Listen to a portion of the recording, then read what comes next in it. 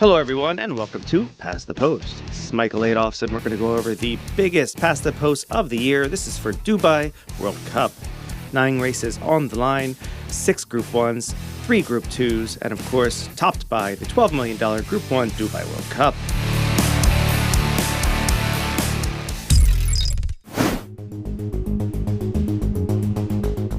The first race of the afternoon was the Dubai Kahala Classic for the Purebred Arabians over 10 furlongs on the dirt, $1 million on the line, and the big favorite of the day was Talal Al-Khalidiyah defending his title all the way from Saudi Arabia under Adel Al-Faradi.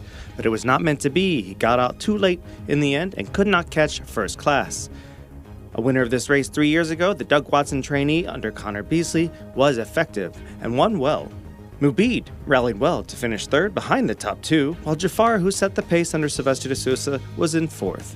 The final margin of victory was 3/4 of a length. Connor Beasley got the first, what would be 2 victories on the day.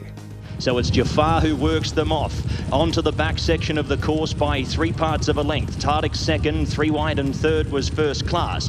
Talal Al-Khalidiyah getting the run of the race in behind them in 4th. Box seats from next to him running Mubid. Half a length to Mary Lila and similar margin to Vizier. Then came Najib Al-Zaman, who's been no better than 4 deep the trip. Next came Alexis from Sunny DeLoop and Canal de Fost. It was 3 lengths from Unleashed, who's going backwards now. Vicar Green's at the end with McCarm, and they've got a lot to pick up. As they get to the 800-metre mark here and they start to swing off the back, it's Jafar back onto the dirt here this afternoon, travels well in front. First class second, third was Tardik. Talal Al-Khalidiyah now gets off and starts to make his run here wider out from Mubid, and they've dropped away now from Vizier. Then came Alexis, and Najib Al-Zaman's being pursued out wider. Up into the 500-metre mark they travel. They are about to swing for home here in the Dubai Kahala Classic. And it is first class who hits the lead from Talal Al-Khalidiyah out wider. Jafar's a beaten horse from Mubid. Then came Tardik. First class looking to wind back the clock here, finding form here a couple of starts ago. Talal Al-Khalidiyah now up to the task. First class is trying to stave him off. First class still with a narrow advantage. Talal Al-Khalidiyah trying, getting there with every stride. First class, Talal Al-Khalidiyah is not going to do enough. First class in the Dubai Kahala Classic goes on to win it again. He's just come around this year. It's nice to see a horse come back from being so good to having kind of an off season or so, and he came back in great shape. He had a nice time at the farm. As we trained, the coat came around and he just started getting some confidence, and that's all he's done. And I want to thank Benton Smith, who rides him out every day. She's done a fantastic job with him. I'm sorry I didn't do that in other interviews, but just pleased for the horse and the owner who's given us the chance to train him. And Connor gave him a super ride around there today. And I want to give credit to the gate crew. He was always a bit slow to jump. They got somebody on his head and worked with him, and it's worked out well. And I'm just pleased for everybody involved. The whole team at home works hard every year. We've had kind of a down season, but this kind of picks everybody up, I'm sure. The second race of the afternoon was the Dubai Gold Cup, the longest race of the day, over 2 miles or just about 3,200 meters. This one on the grass saw Saeed bin Suroor win his first Dubai World Cup race day in quite some time. Dubai Future turned back the clock, the 9-year-old under Sylvester de Sousa, and won in 3:21.50 over French Invader Double Major. Epic Poet once again, as always, ran a good race to finish third. Danny Todd was aboard that one, while Passion and Glory rounded out the top 4, also for Saeed bin Suroor. Out onto the back they travel. At the 1600 they pass midway, and it is Trawler Man who leads them down the back of the course here, getting closer. Double Major, the margin now a half length. Straight was third, Term of Endearment cuddled up there on the outside in a nice position, travelling along well. Al Naya the same. Epic Poet 3 back and 1 out from Passion and Glory, who is a little keen here in the run. Dubai Future tracking up out wider. 2.5 lengths to Continuous, and Trafalgar Square has seen them all the entire way. 1,200 metres and change left to go here in the Dubai Gold Cup, and they are not breaking any records here at all. Trawler Man getting it all to his own liking up in front. Half a length on Double Major, straight third. Fourth, Term of Endearment, and 3 back the inside, El Naya. From Epic Poet, who now peels out 3 wide to begin to improve. From Passion and Glory, who pops off the fence. Dubai Future looking for a card up here shortly, something to go around or ahead to push him through the race. Then came Trafalgar Square, and Continuous is now last as they head down the side. 700 metres left to go. Trawler Man now dials it up. Then came Double Major out wider. Epic Poet cruising into the race well. Straight looking for an out here on the inside from Term of Endearment, who's found it a little tough here in the final part. Then came Dubai Future, who's coasting up on the outside here for D'Souza. On the inside, Al Naif. Then came Passion and Glory from Continuous and Trafalgar Square. It's Double Major who hits the lead from Epic Poet. Dubai Future, the old boy, finding plenty the outside. Dubai Future taking over from Double Major and careering away. What a return. He's come back from nowhere, and he's now 2 for 2. Dubai Future, classy in the Dubai Gold Cup. Feels great, and he's a very talented horse. I have a concern today how strong he could be in the race because he is strong travel, and but he relaxed today. He switched off, and no, it was a great performance by Saeed, and I'm so delighted to wear these colors for Your Highness, and and I was counted with this moment tonight. And turning for home, it looked like you were holding him up as long as you possibly could and kind of waiting to push the button on him. Yeah, I felt they didn't go a strong pace early on, but he relaxed for me, and when I let him down, I just let him organize himself before I really go for him, but respond under pressure. And yes, and going back to his race a few weeks ago, with that such big effort off the shelf, did you expect him to reproduce that again today? I did, because I felt I only counted him around. My concern was the trip, and he relaxed, but I thought myself, if he relaxed, you'd have the chance. Not bad for a 9-year-old. Makes us all feel good as we get older. No, I hope he will keep him for next year. Speaking of Godolphin, the next race up was the Godolphin Mile, over 1,600 meters or a mile on the dirt. The big favorite of the day and the only favorite to win all day was Raging Torrent under Frankie Dettori for Doug O'Neill. O'Neill achieved his 3rd Godolphin Mile in the process with a victory of 3.5 lengths. King Gold, the Firebreak winner, rallied well to finish 2nd under Audrey de Vries. Japanese invader Kazu Petrin also finished 3rd under Christian Demuro, while Steel Sunshine, who was left at the gate, rallied admirably to finish 4th under Christophe Lemaire. As they make their way to the 1,000-metre mark here in the Group 2 Godolphin Mile. And it is Raging Torrent and Frankie Dettori who take over the lead, and he's seemed to have shut off well here. He's getting a bit of a breather, 3/4 of a length in front of Mufasa. Karib pushed along, Mendelssohn Bay feeling the pinch, and deeper out Peptide Nile. 2.5 lengths to Sadati, 1/2 a length Fort Payne, 2 lengths back to Oasis Boy, No Lunch getting going. Then came Kazu Petrin, Little Vic going back through the field. King Gold being saved for one effort from Steel Sunshine, who's getting going, and Sword Point for Hong Kong is out to last. As they swing the bend, Raging Torrent, the one to chase here in the Godolphin Mile. 1/2 a length on Mufasa, who gives a kick the outside and is presenting a nice challenge. Then came Karib from Fort Payne, Mendelssohn Bay, King Gold running on with Kazu Petrin, but Raging Torrent finding more. Raging Torrent 3 lengths in advance of Mufasa. 150 metres left to go in the Group 2 Godolphin Mile. King Gold flying late, but Raging Torrent, Frankie Dettori's back in town, takes the Godolphin Mile by 4 lengths. King Gold a brave run in 2nd, Kazu Petrin 3rd over. Here with Doug O'Neill, came in with a favorite, Raging Torrent, his 3rd victory in the Godolphin Mile. It's got to be a bit of a relief. You came all this way to run in this Group 2 $1 million race. Oh yeah, big time, and got to thank you so much. You've been so beneficial in this whole journey, and just on cloud 9, don't even know what to say, just speechless, and got to thank Leandro Mora and Tony Romero, gets on him every day, and Frankie, what a ride, just what a night. Going through the race, he had a bit of an easier lead than expected out there. I agree. You know, it's a little confusing where we're seated to watch, but it was hard to tell how he was going, but I heard the announcer say gave him a little breather mid-race. That made me feel good and gave me a little breather. And and then when he kicked on, I know this stretch is so darn long, so just praying for the wire, and it worked out perfect. The 4th race of the day was the Quoz Sprint, sponsored by Azizi Developments. As always, the $1.5 million straight turf sprint was over 1,200 meters or 6 furlongs. It was always going to be a battle from beginning to end, and believing the second choice in the market did not disappoint for New Connections Coolmore. George Bowie got his first Dubai World Cup night victory in the process. William Buick was in the saddle. Win Carnelian set the pace and was a shocking 2nd at big odds. Regional rallied well as well, finishing 3rd. Denon McKinley was 4th under Christian DeMuro. The final time was a swift 107.77. They make their way down the straight as one.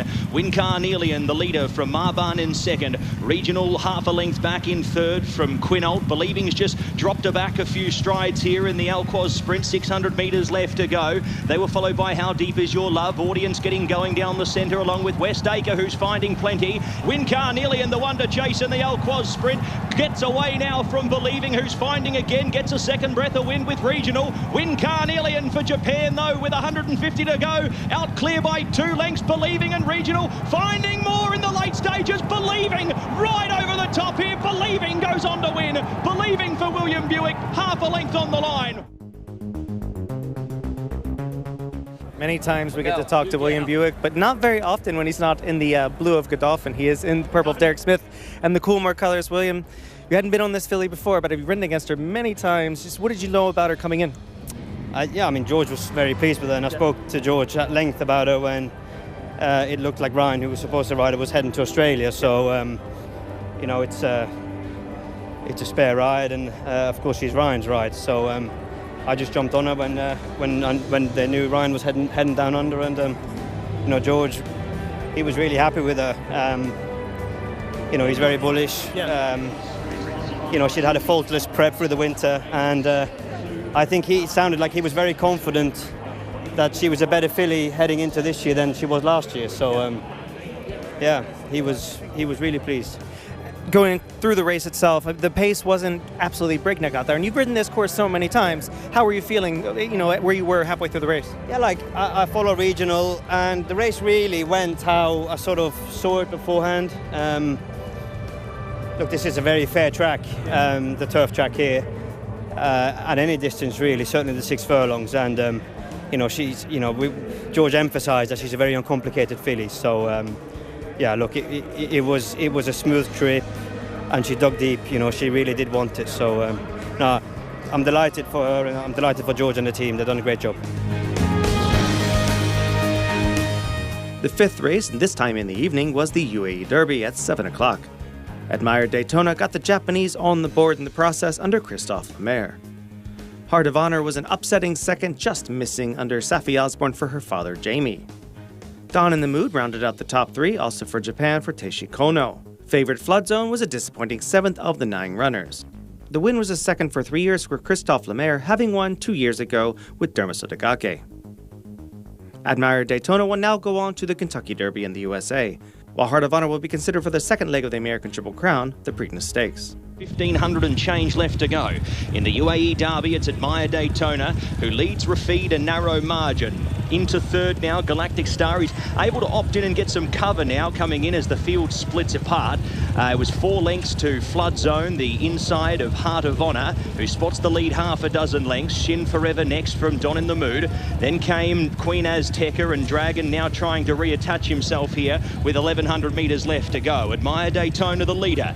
He's coming clear by about a neck now to Rafid. Galactic Star gets closer. They certainly pack ranks here as they start to work off the back. Galactic Star gets closer. He's up on heels. Up into the 1-1 now, Heart of Honor. Safi Osborne's been able to improve into a nice position. Don in the Mood off around them from Dragon, who's now starting a mid-mace move also. The pace really starting to eject into the event. Then came Flood Zone from Shin Forever. And out to last now is the Norwegian in Queen Azteca. Pace on. Admired Daytona, the leader. Heart of Honor in the middle of the sandwich. 3 deep and wide now was Don in the Mood, who's still trying to work into the lead here. A gap to Dragon. Then came Shin Forever, Galactic Star, Queen Azteca. Rafid drops away with Flood Zone. They come into the running and the UAE Derby, and it's Don in the Mood who takes a narrow lead from Heart of Honor, who's trying to respond here through the middle. Admire Daytona fighting back as well. Good go here. Half furlong left to travel. Don in the Mood. Heart of Honor picking up the middle now. Heart of Honor working through with Admire Daytona. Admire Daytona stride for stride with Heart of Honor. Good go down to the line. Tight. Admire Daytona, maybe, not sure. Photo finish. The Group 2 $1 million UAE Derby goes to, this is Admire Daytona. This was an enterprising ride from the front end with Christophe Lemaire. You made a decision earlier in the race that you were going to go straight to the front. Did you watch the races before? What made that decision for you? Yes, definitely, and we had a good drone. Yeah. So I tried to take advantage of this.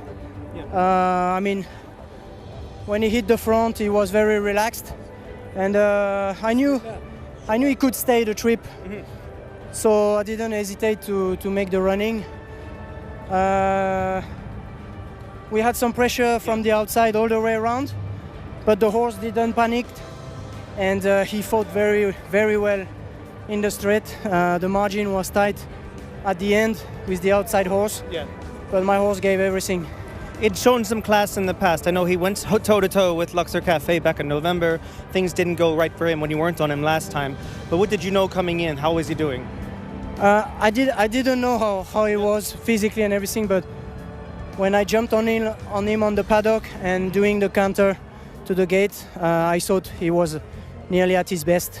He was moving very well, very relaxed, and it's always a good sign. Race 6 on the evening was the most anticipated, arguably, of the night. The Dubai Golden Shaheen, billed as a clash between local legend Quoz and the best dirt sprinter in the world, Straight No Chaser. But neither would get the victory as Dark Saffron bolted from the outside under Connor Bisley for Ahmed bin Harmish to go wire to wire, the first 3-year-old to ever win the Dubai Golden Shaheen. Nakatomi, third last year, did one better to finish second by a neck under Amisael Jaramillo for Wesley Ward. Quoz, our old favorite, round up third. Straight No Chaser was a disappointing 8th of 11. It's Dark Saffron who leads Quoz. The margin a length and 3/4. American Stage works up now to second. Then came Eastern World, half a length to Nakatomi, who's on the move now. Followed there by, on the inside, Drew's Gold. A few of these going backwards. Straight No Chaser is going back through the field here.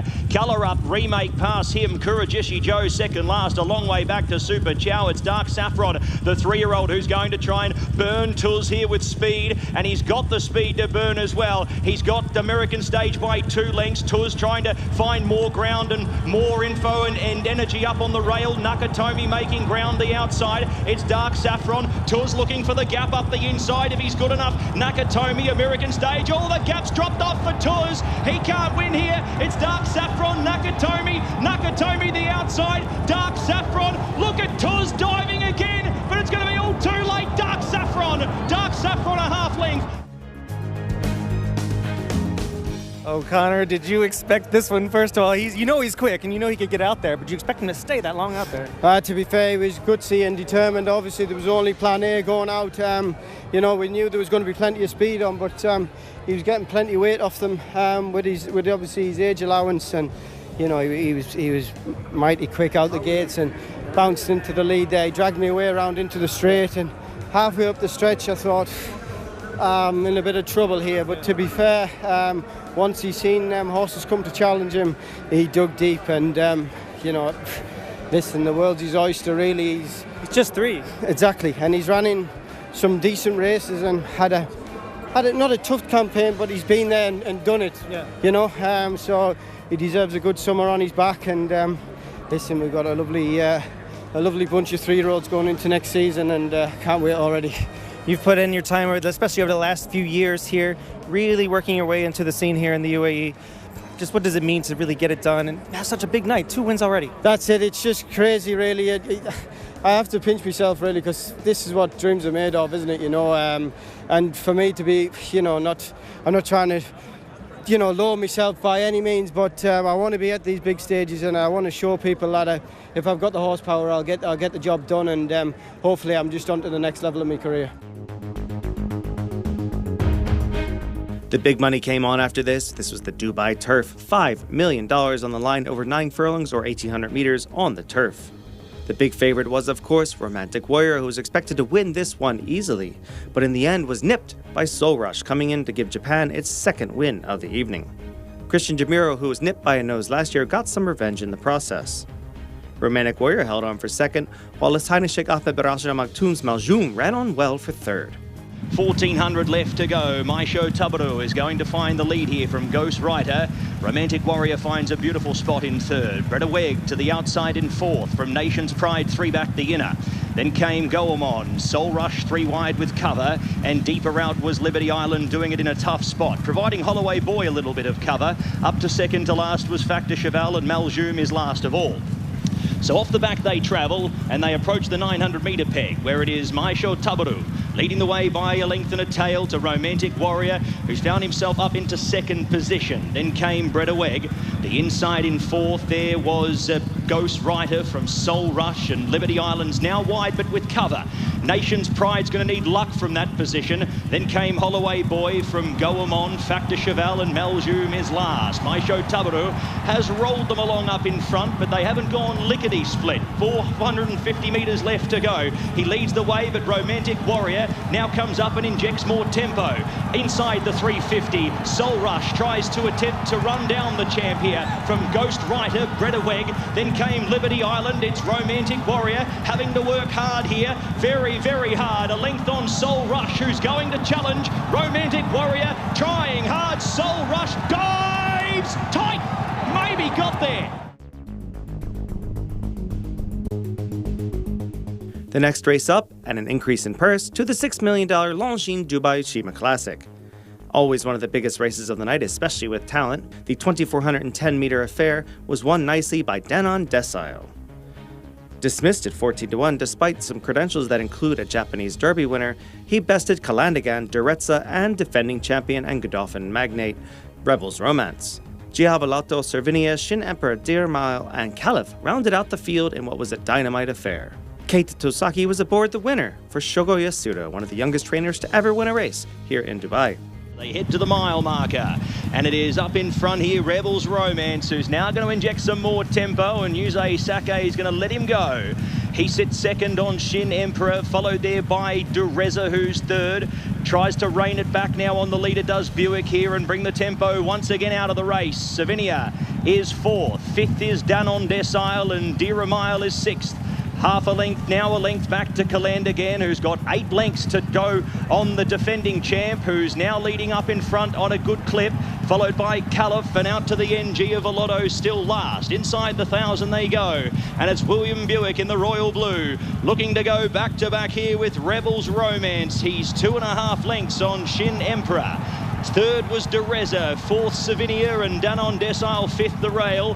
Duramil was next from Kalandagan, who's riding a very, very patient race, is Mikhail Barcelona. He sits third to last from Caliph, and Giavolato is last. Rebel's Romance off his win in Doha last start. He's fit as a fiddle. Inside the 550 he goes. He tries to make this a real staying test. He's got 2.5 to 3 lengths on Shin Emperor, who's now felt for. Dureza works up the inside to come off the heels of the leader. Then came Danon Decile from Savinia. Kalandagan now out. Rebel's Romance, he's hit top gear. Here's Danon Decile, and pouncing the outside, Danon Decile. He goes up. Rebel's Romance can't do any more. Here's Kalandagan trying with a late ask, but Danon Decile, the Japanese raid tonight, is on full force.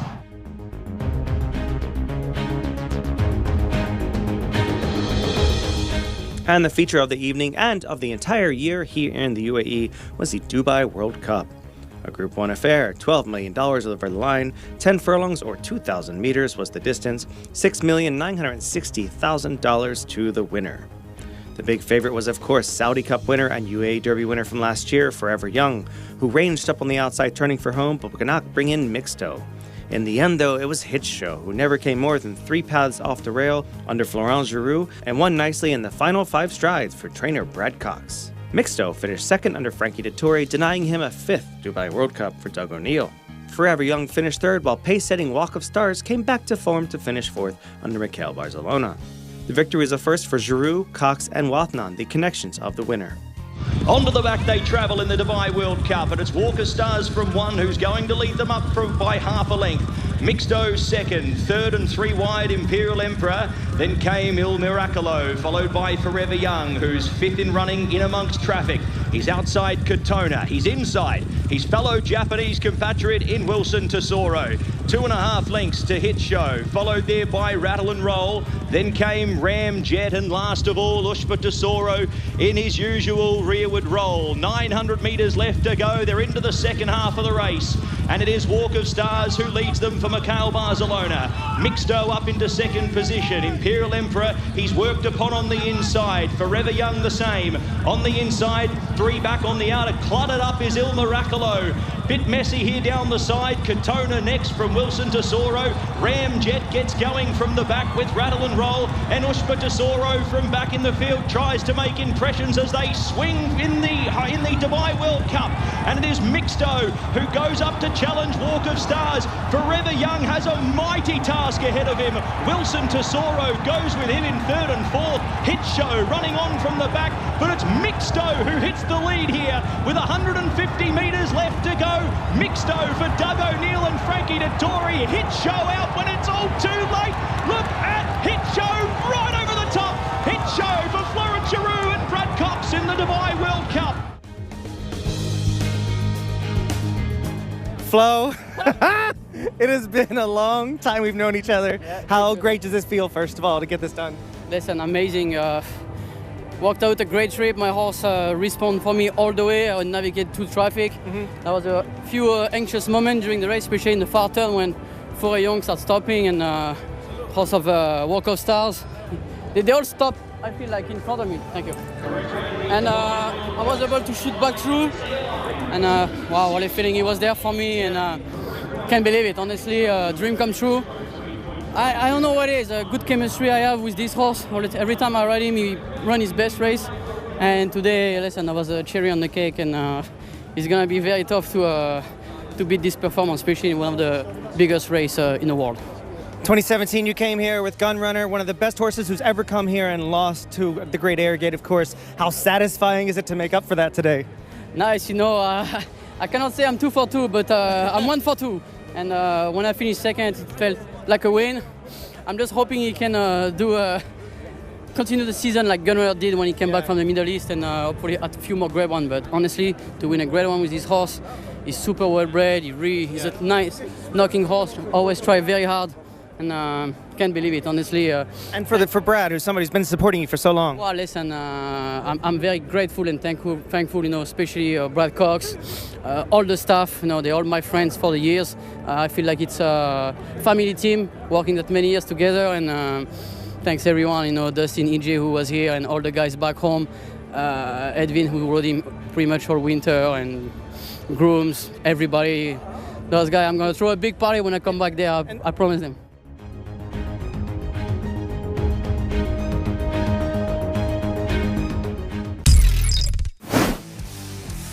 And with that, let us look at the UAE standings. Among the trainers, His Highness Sheikh Mansour's Yas Racing still has the lead by 5 over His Highness Sheikh Ahmed bin Rashid Al Maktoum, 43-38.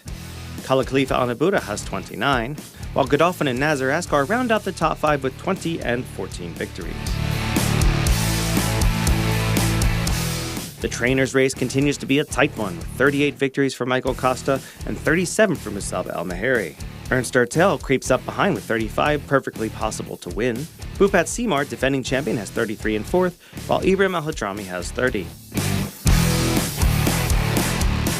And the jockeys' race could all be finished by now, as Sylvester de Sousa now has a 5-win lead, 51-46, over 12-time defending champion Tygo Shea.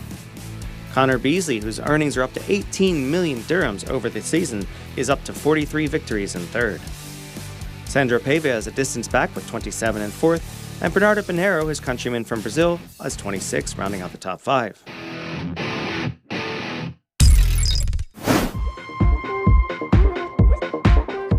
Now let's go over to some bonus coverage over in New York, which had 4 graded stakes, including the Wood Memorial. First up, though, was the Distaff Stakes. A Grade 3 for Irish Maxima did not disappoint at 4-5 odds for Frankie Pennington and John Service. St. Benedict's Prep followed with Socially Selective rounding out the top 3. And Irish Maxima's just striding away. St. Benedict's Prep is trying to run her down, approaching a final furlong. Irish Maxima still with a comfortable cushion. St. Benedict's Prep is trying to move in closer. Inside the final 16th, she's almost there. She's going to win it. The Grade 3 Distaff to Irish Maxima. The Grade 3 Gazelle Stakes for the 3-year-old fillies followed over the main track over 9 furlongs, and Ballerina Dora won nicely at 7-10 favoritism. Early on was 2nd, and De Lorraine was 3rd. Dylan Davis was aboard for the venerable Chad Brown. And here comes Ballerina Doro calling for the lead. In between horses, Deloraine is battling on. Early on is at the rail, but a swooping move here and drifting in now, lugging in there. Ballerina Doro had all that momentum, and early on is not going away. Ballerina Doro, a final furlong, cannot straighten up so far. Early on is at the rail. It's early on at the rail. Ballerina Doro now starts to figure things out. These two, noses down to the line. Ballerina Doro to the outside, wins the Gazelle. The races got tougher and more interesting following, with a Carter Stakes over 7 furlongs always features some of the best sprinters in the land. And this year was no different as Crafty Mason defeated Quince Brew and Dilger. Manny Franco was aboard for Gregory Sacco. They reach the top of the stretch. Full Moon Madness is still there. Maximus Meridius is starting to back out of it. Quince Brew is in front. Crazy Mason is unleashing that thunderous rally on the grandstand side. Dilger's in the clear too. It's Quince Brew who's in front. Crazy Mason catching with every stride. Dilger down towards the inside. Here comes Crazy Mason on the grandstand side to Quince Brew. Crazy Mason in time will win the Carter, presented by Naira Butts. And the feature of the day, and one of the biggest preps for the Kentucky Derby, was New York's featured Wood Memorial and its 100th running. The Grade 2 affair with $450,000 to the first place victor went to Rodriguez, shipping in from California for Bob Baffert. Mike Smith in the irons, getting his 1,000th stakes win. Grande finished second for Mike Rapoli, while Passion Rules rounded out the top 3. Rodriguez turns him for home and has the lead. It's Rodriguez trying to open up, is doing just that. Rodriguez has now taken 3, almost 4 out of the field. Grande in the center of the racetrack is chased all the time here by Captain Cook. It is Rodriguez. Rodriguez with a 16th left to go. Rodriguez is opening up. It's a front-running score. The 100th running goes to Rodriguez. Mike Smith win it.